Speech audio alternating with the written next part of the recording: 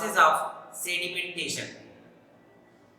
For this activity, we need a sample of muddy water, a piece of cloth, strainer, and a filter paper. So let us see how we will do this activity. To conduct this activity, we need a sample of muddy water, a piece of cloth, a tea strainer, and some beakers. First of all, we will take a mixture of water and soil and we will stir it. We want to separate clean water from the mud.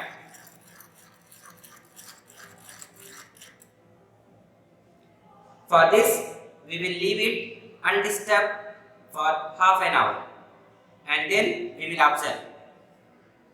After half an hour, we will observe this. We can see some soil has been settled at the bottom of the beaker. This process is called sedimentation. Now we will slowly we will let the water at the top flow into another beaker. This process is called decantation and this is called decantate. As we can see that this still contains some soil. So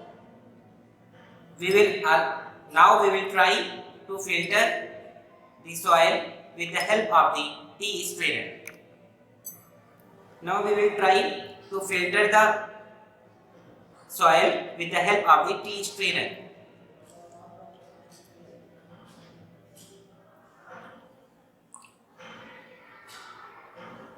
As we can see that the tea strainer is not able to separate mud from the water as the holes in tea strainer is large and fine mud particles are able to pass through the tea strainer. So we can say that tea strainer does not work. Now we will try to filter it with the help of a cloth. As we can see that some mud particles are not able to pass through the cloth. So but students, we can see that the water is still not very clean.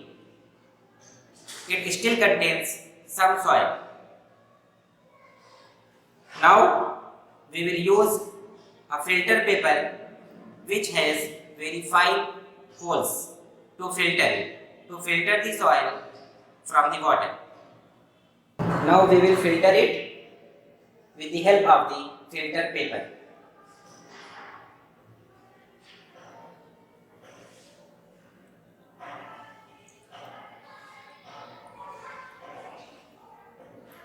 As we can see that the water coming after the filtration is clean and it does not contain